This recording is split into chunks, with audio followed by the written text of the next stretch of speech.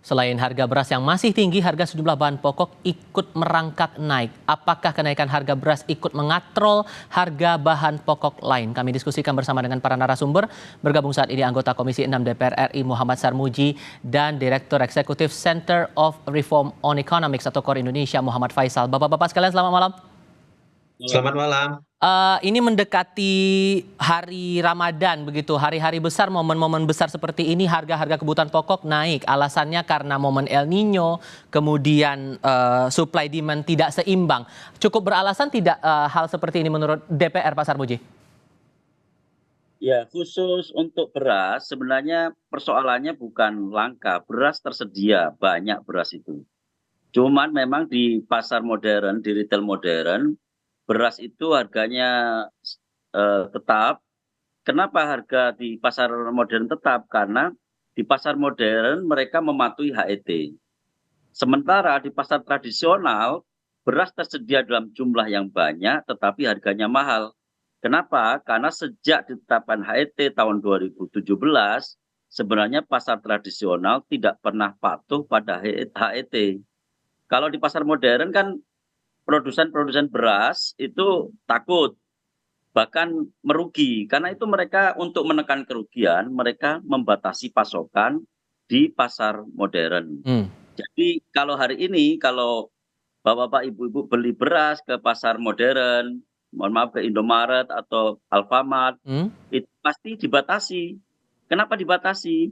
Karena yang nyetok pun itu membatasi pasokan karena mereka nggak mau rugi terlalu besar. Tapi di pasar tradisional merasakan hal yang sama loh Pak sebetulnya. Bahkan ada keluhan, terakhir saya datang ke Pasar Palmerah waktu itu mengeluh kenaikan 2 sampai 3 ribu rupiah ini bisa memotong daya beli, stok belanjaan harian jadi berkurang begitu. Kalau di pasar tradisional memang harganya naik, Hmm. tetapi berasnya nggak langka, berasnya ada tersedia dalam jumlah yang banyak dan harganya tinggi. Kenapa tadi saya sebutkan? Karena di pasar tradisional tidak patuh pada HET.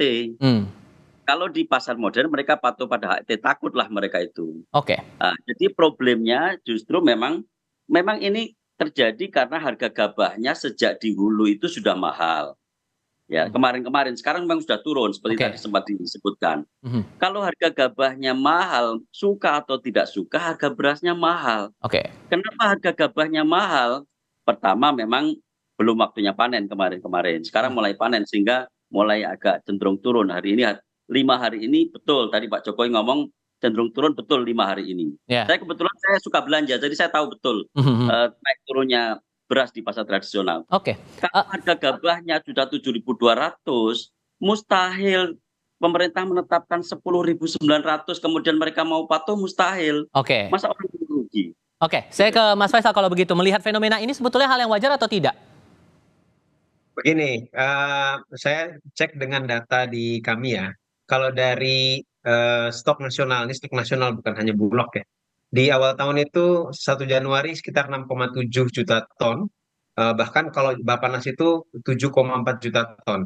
Anggaplah dalam 2 bulan dari 1 Januari sampai dengan sekarang udah 2 bulan. Per bulan itu diambil untuk konsumsi per bulannya 2,5 juta. Berarti kurang lebih sekarang itu sebetulnya stoknya udah surplus paling tidak sekitar 2 juta ton. Artinya secara nasional itu surplus sekitar 2 juta ton.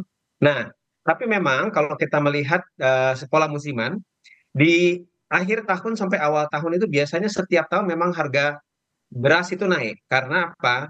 Ini waktu-waktu di mana stok itu menipis, panen belum terjadi. Panen itu terjadi 2 kali dalam setahun. Yang paling besar itu panen raya di kisaran Februari, Maret, April. Lalu panen yang kecil, panen gadu itu di sekitaran September. Nah, jadi biasanya di sekarang-sekarang ini, akhir Februari ini, mestinya sudah mulai panen dalam kondisi normal. Nah, tapi di tahun ini memang agak sedikit beda, karena kalau kita melihat misalkan pergerakan harga di Januari ke Februari, ya peningkatan secara bulanannya, tahun lalu itu cuma 2,3%, tahun ini 6%, ya. Nah, ini ada beberapa penyebab menurut kami. Jadi pertama, panen yang mestinya biasanya dimulai di bulan Februari ini mundur sekitar 1 bulan karena faktor perubahan iklim. Jadi baru akan mulai panen di Maret, puncaknya di April. Biasanya puncaknya itu di Maret ya. Nah, jadi faktor kemunduran dari panen, Lalu yang kedua juga memang, nah ini yang cukup menarik, Hmm? di menjelang pemilu ada pembelian beras secara besar-besaran dalam waktu pendek sebetulnya menjelang pemilu, menjelang pencoblosan.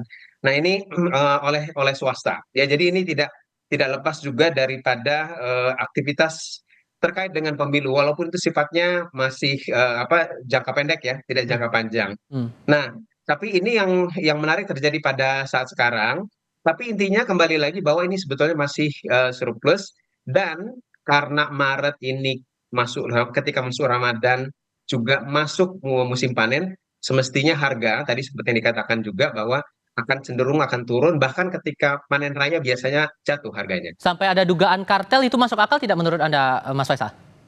Ya di beberapa sebetulnya pola distribusi daripada beras ini ada beberapa pola ya. Jadi memang ada tadi yang dikatakan satu perusahaan yang menguasai dari hulu ke hilir ya, tapi itu tidak seragam saya rasa.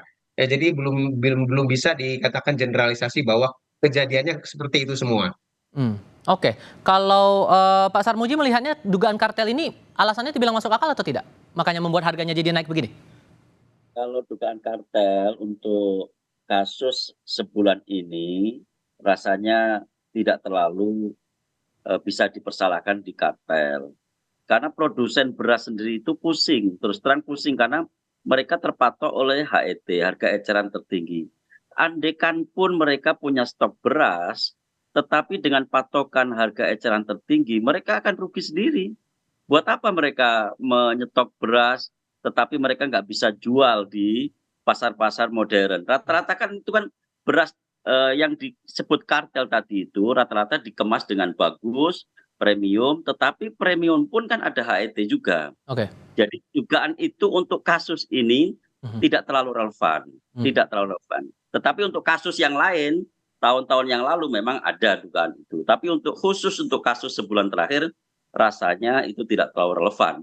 Yang relevan tadi adalah memang Mhm. harga di hulu itu memang sudah mahal, Baik. mau tidak mau itu harga di Oke. hilir pasti mahal.